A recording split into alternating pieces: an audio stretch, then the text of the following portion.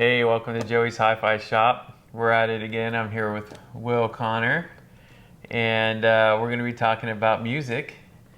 We are, in addition to music enthusiasts, also professors. So we've been wrapping up our semester, and we have done all kinds of things this semester. It's been fun. Next semester, you're going to be doing some instrument building, yes? Yes, I have two classes that are going to be focused on building musical instruments. One of them is going to be more from a cultural perspective, but it's going to be more or less acoustic instruments, although electronic instruments are an option.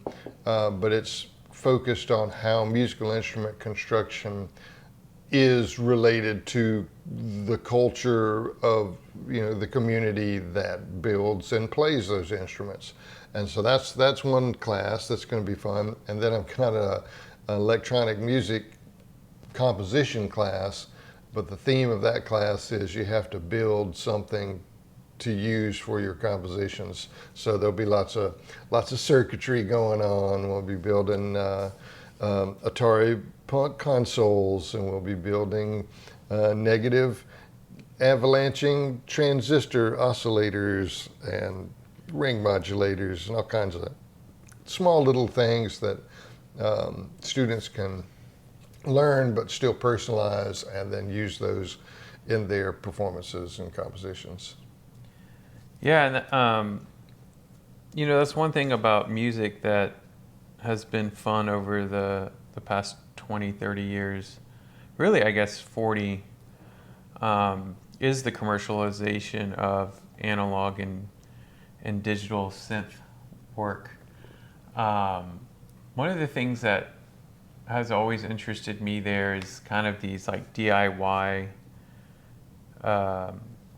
eras that we've gone through where you correct, you're the historian here probably, but I would think the 60s and 70s was a lot of DIY, and then in the 80s we got things commercialized really heavily where there were like things like the 808 and a lot of drum pads and keyboards and synths came out.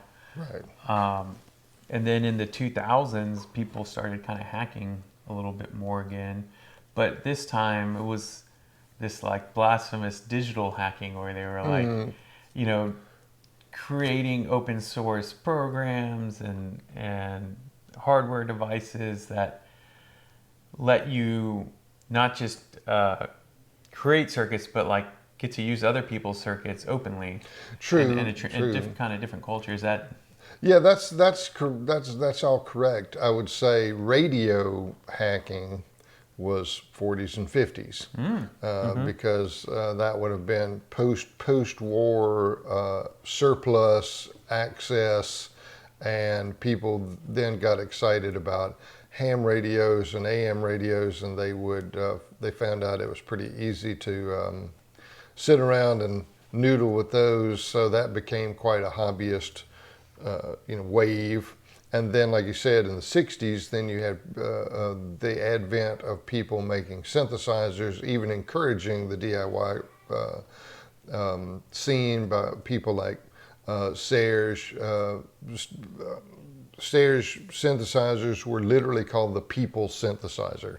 So they were intended to be kits that anybody could build at a low cost. And then you followed it correctly up through, synthesizers and controllers were becoming a bit more of a DIY situation when you couldn't pay for them. But of course, then they became commercialized. Like, here's this super slick version of a controller or synthesizer, and so people started saving up and spending money on that. However, I would add to your list the 90s, and then again in very recent times, where people would do what's called circuit bending, and that parallels what you were talking about. They would go to a thrift or charity shop, buy a toy, and they'd open it up and hack the circuit that's in there to make the noises that the toy makes. And so that became a huge thing in the 90s. There were whole bands of hacking things or sampling things and then manipulating those samples with the hacked hardware. And then that's never really died out. It certainly has undulated in the background for a long time, but I would say there's definitely been a resurgence, especially around COVID, where people were sitting at home going, "What can I do? Oh, I've got this old kid's toy lying around. I'm gonna open it up and make it, the pitch wrong and put some modulation on it and make weird sounds with it." So that's I see that as being something that's coming back now. As a matter of fact, I'm incorporating it into a class, but I'm not the only one. There's at least two other teachers that are incorporating that into their classes at A&M, but we see it other places as well, other universities. Like as far away as University of Malaysia, then their music technology department, they have a whole course on how to hack children's toys and then compose with it. So I can't remember the term, but when you take apart like a kid's toy and you're testing different circuits to see the sound, if it makes a difference or it makes the sound difference. Circuit bending. Right. Yeah, circuit bending. But I thought there was something else. Well, yeah, I just thought there was a sound for like when you're testing. Oh. Anyways, it's randomly popped in my head. Yeah, because we did. I was when I was at UT in the ACT lab, did a lot of circuit bending. Yeah, and that was fun. The speak and spell, for those that are a little older like us, the speak and spell was like a mainstay in circuit bending because of the fact that you could manipulate it in really fun ways. That was actually the first show I saw with a circuit bent set of apparatus. Stuff was included a speak and spell that was very wrong. The speed was wrong and the pitch went up and down, and it was very creepy. Pig, like and it has like it can have a crunchy sound. It just has all these different kind of opportunities. And the other thing that kind of expand upon circuit bending, which I think is a great thing that you brought up, is the fact that people would put little switches and buttons and they wouldn't just literally just wire different circuits, and I mean they would make like an apparatus like we're talking about. Yeah. There's a very interesting book I'm actually reading currently to beef up for my class next term, called Alien Instruments, and I don't remember the author, unfortunately. I'll have to get that information for you, but it's effectively how to install these buttons and switches and where to look for a good place to put them and why would you put them there so that it increases the functionality of an instrument. Might have something as simple as a toy that plays pitches when you press a series of 5 buttons, but you could add extra buttons for different pitches, or you could add a button to create modulation on those 5 other buttons, etc. And this is it goes through the steps of why you would do what you're doing, not just open it up and see what happens, which is a good experimentation mentality, but it's not necessarily a productive mentality. So it puts you in a mindset of what is going to be more functional and what's going to be more exploratory and give you more options. So I think it's a really interesting book at this point. That's an interesting assertion. I won't nerd out too much on it because we are in our hi-fi channel. But one of the things that it provokes to me is curiosity versus knowledge, and how sometimes knowing how to do something can hamper curiosity. Because if you know how the circuit all works, you know everything, well then, are you circuit bending or are you circuit creating? Yep. You know what I mean? And that's an interesting thing.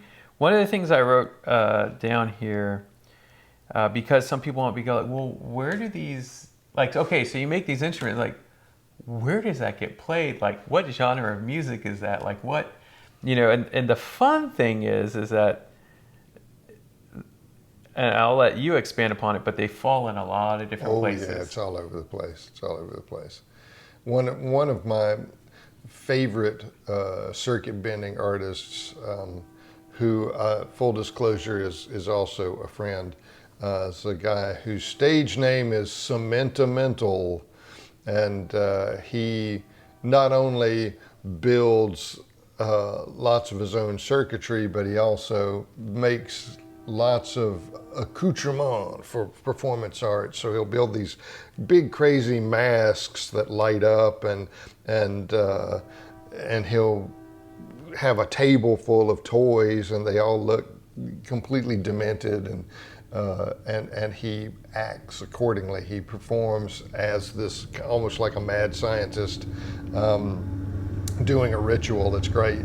And his music is very harsh for the most. Not always. Sometimes it's really ambient or pretty, but most of the time it's a punch in the face. But that's not always the case. To me, that was more of a gateway drug to circuit bent music. There are definitely people that use it jokingly and create very melodic but very strange comedic forms of music, I guess I'll say, something like that, or they retain that childlike nature and the playfulness of the music, and then just insert that into something else. But then there's people like Igor, for example. Igor's a metal band that has electronics in it, and they definitely incorporate a range of electronics from really high-end modular synths to things that they've hacked. So it definitely has a wide range of applications, shall we say. Yeah, and like some things I wrote down was noise music, which is kind of one of the things that falls under ambient music. Is another thing that like we often don't think about, like the genre of ambient. And then comedy, parody, kind of like. I've also seen some like tribute chip tune or circuit bent Absolutely. music. I went to this hacker conference, and there was someone that had done a full 8-bit tune, which is kind of like adjacent to circuit bending, right? Where you go and you use like a Nintendo or a Genesis's module, and you use that to compose your music.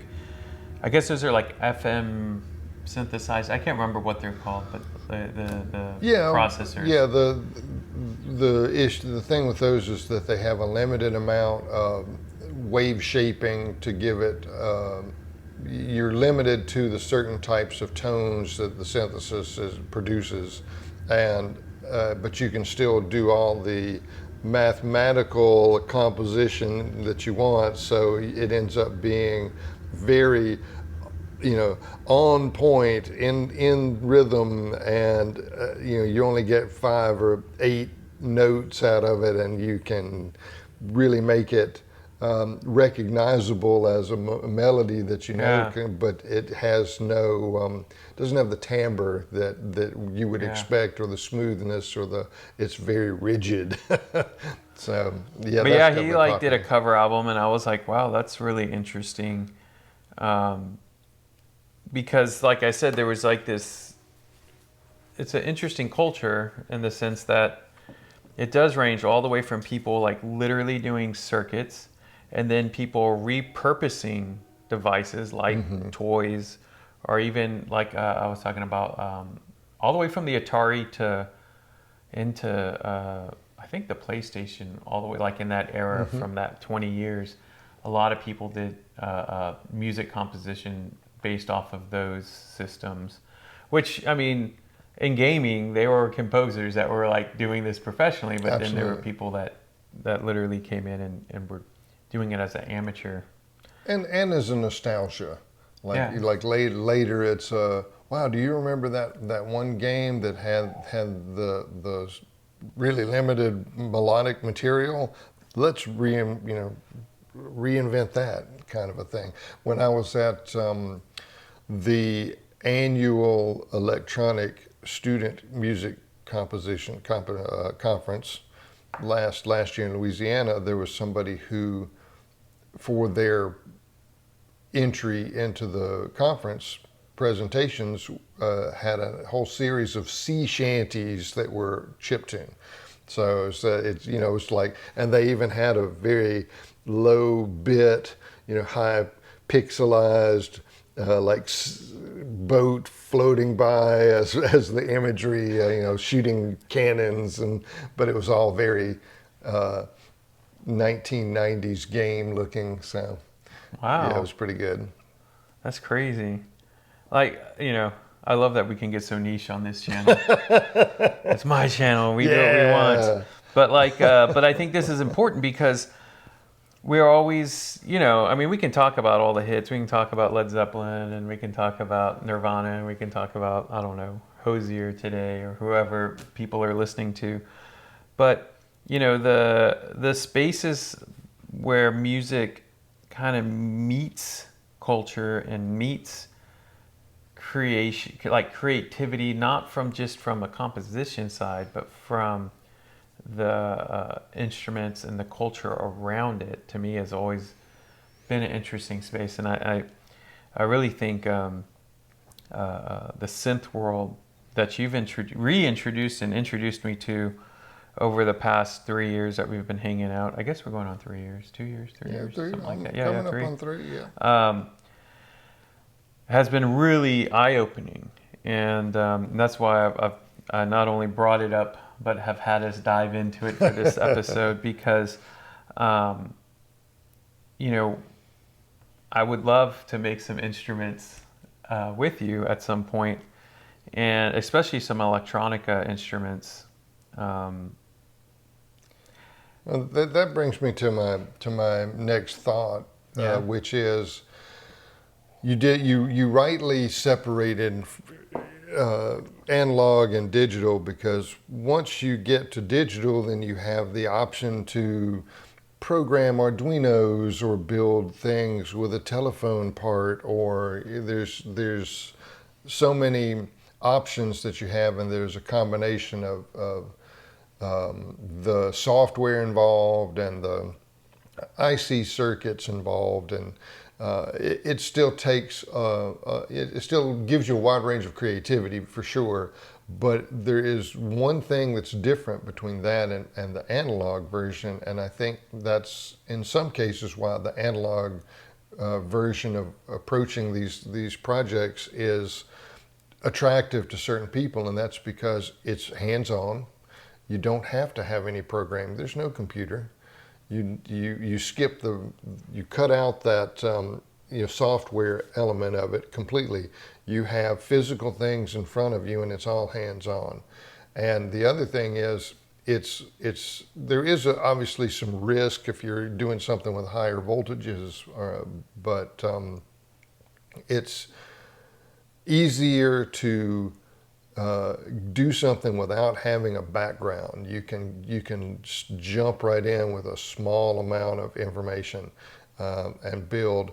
You can build a radio with no power. You can build these, turn a transistor into an oscillator with very little or no power, and maybe the no power's not accurate, but Low power. low power, but Instead of easy. no power. Yeah. You're not gonna be in any danger of doing anything, setting something on fire. You literally just piece things together Right. and test it, and if it works, great, you go. If it doesn't, you figure out what you did wrong, and I heard some continue people going. that takes a while. Yeah.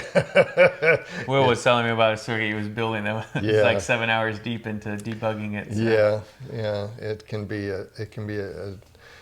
a challenge, but of course that's also part of the fun. And once you get something working, then it's like, oh, this is fantastic, and then you're self-educating and self-educating through a creative direction, and that might cut out certain things at certain points, but it gives you your own personality into something that would seem like there's no way to have a personality with something. Resistors and capacitors, how can I have a personality with that? Well, that's how you use your own creativity to forge forth your own adventure into that creation. So So here's like a breaking down objections kind of question I have. Probably should have put this question at the beginning, but it's okay. Um, so sometimes people find circuit bent music kind of polarizing, or circuit bent sounds polarizing in the sense of like you either like it or you don't. Um, but I want to like bring nuance to that, because I think some things that pop out to mind when I hear this is that sometimes it's more that they want some kind of rhythm or melody, like you spoke of, you know, and people have issue with non-melodic. What's is that? Did I say that right? Non-melodic. Like yeah, like non-melody based music. There's a word. Yeah, For it. non-melodic, yeah. Yeah, non-melodic. There we go. I almost said it right. And then also atonal, right? And you know, I remember taking like a Western European, you know, music appreciation course, and we talked about like, is it I can't remember how to say anaclon and oh man, there was like this atonal, like choral style music. I can't remember what it's called now, but this idea of these different sounds. When we think of electronics, like one of the things I think about is just how, you know, my long form question for you evidently is like, you know, as a music ethnologist, like how do you explore that and kind of bring nuance to it? Well, let me work backwards a little bit. Some Okay. people obviously are all different, cliche, but there is this idea that, you know, you're going to like what you're going to like, and if you're already a metal fan, then you might like something that has more melodic content. If you're a dark ambient fan, then you might like something that you might be okay with the escape from melodic material. So your personal interests will probably inform your entry into listening to some sort of circuit bent type music or something related to that. But I would also say that some of the issues probably stem from whether or not you value electronic music. Like I'm somebody who's taken this journey of, oh, it's electronic, I think I'd rather listen to something acoustic, and then eventually going, well, that's ridiculous because, you know, it's all music, and I can see the value in both sides of it. But there are people that definitely separate into, well, was that a real drum or was that a fake drum kind of an idea, which of course is not it's not the way I would suggest approaching listening to that kind of music, because if you look at now, this is, I'm sorry, I'm gonna here goes the rabbit hole. Here we go. Something I show my students is a discussion of Deleuzian philosophy as approached from viewing a drum machine. So a drum machine, when drum machines were initially made, they were intended to simulate drums. They were intended to, you know, here's a hi-hat, here's a snare, here's a bass drum. We're going to replicate that as best we can with this device. And if you approach it from that mentality, does it do a good job of it? Maybe. It depends on how sophisticated it is. It might not. It might sound like utter crap in that respect. And is that attractive? Well, sometimes you don't want it to sound like an actual drum machine. Sometimes you want to purposefully point out that it's not, like I said, an acoustic set of drums. You want to point out that it's not an acoustic set of drums. But if you take that idea and throw it out the window and look at it from the point of view of, what is it that I can do with this device that is itself? I don't care that it's trying to emulate something. I care that it can make something. and you take that and go, oh well, I'm gonna do stuff that no human could possibly do. I'm gonna make it really choppy or super fast or distort the sound or modulate a symbol or whatever it is that you want to do with it. So if you approach it from this idea that it's its own entity, not something trying to simulate something else, then that opens up the reception to what an electronic instrument can offer. And that definitely includes circuit bending. But the bump there is it's already got some sonic attachments to it. Oh, the speak and spell, I know what that sounds like. That doesn't sound like a speak and spell when I bend the circuit, but that's okay because the point is you're trying to create a new instrument out of it, a new form of injecting creativity into whatever project it is that you're doing. So I think that mentality comes into play with some people, maybe even most people, when they first encounter especially circuit bent music. They go, this is fun for a minute. It's novel. Do I want to listen to it all the time? Well, it just depends on your point of view on that spectrum, and it also depends on whether or not you're an musician or whether or not you're an electrician or something like that, because I think that's definitely informs how much entertainment you get out of it. Yeah, well, and the other thing though is that I think one of the nuggets I got out of what you just said, which I have other ones that I'll hit on, but is the fact that like a lot of times we don't think about the fact that there's music that we really like, but we don't need to listen to all the time. That's a really interesting kind of observation, because that's what you said was, oh, I heard this, but this isn't something I want to listen to all the time, and that's not necessarily a bad thing. No, it's not a bad thing at all. And I don't think you meant it that way, but like me, like rhetorically thinking about it, I'm like, there's a lot of music like that for me. It's like I love ska music. I listen to it a lot. But it's not something I want to listen to all the time. Sure. I used to play in a ska band. I used to play mellophone in a ska band. So and I'm completely on board with that. I love ska, like when it's in front of me or when I'm playing it. But do I go out of my way to listen to it? Give me the dark ambient album and the noise album and the ska album. I'm probably going to pick one of the other two first. Right. So yeah, and one of the cool things I think about hi-fi is that that's also a fun part of having a hi-fi system, is that like you can get circuit bit music and you can play it and you can listen to it and you can hear it in a really cool way. And that's part of just getting to experience like a music system, is that you are getting to play it and kind of just experience that.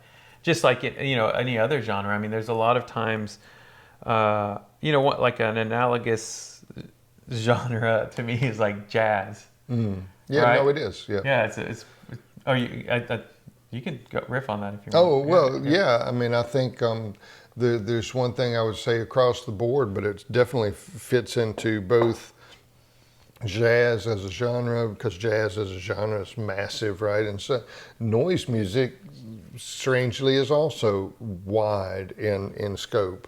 And I'm going to start with noise music and then work to jazz. With noise music, if you are, if something that you enjoy, one of the reasons probably that you enjoy it is because you've learned how to listen to that genre of music. It takes a different type of listening than listening to classical or rock or something where you have certain melodic expectations, or you have certain harmonic things going on that your ears can pick out easily. With noise music, you're listening for constructive and deconstructive interferences. You're looking for different types of distortions. You're listening for a dynamic mapping that doesn't have a rhythm to it, and so you might have to listen for a long time to see how something changes over a 10-minute period of listening. Whereas that's not necessarily the case with a classical piece that has a melodic element right in front of you. You have a dynamics coming in with a horn section or string section or something, and so you just have to shift a little bit to learn to listen differently to these types of music.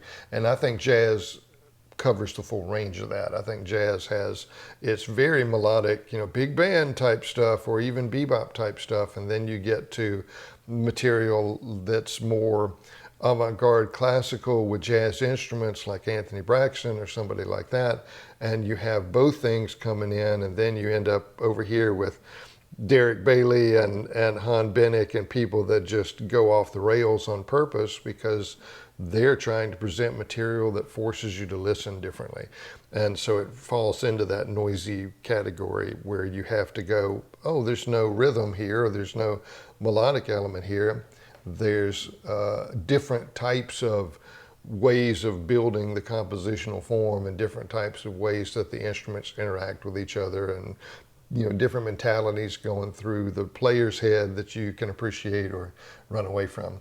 And I think hi-fi, putting it in a hi-fi perspective, you can really hear the nuances of that and really appreciate how these artists are considering their interactions of these things when you have the clarity of a hi-fi system.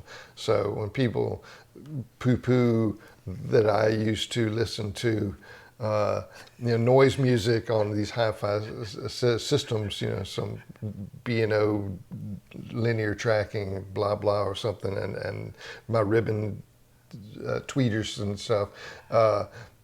Why would you listen to that on this nice system? Well, because I can hear the nuances.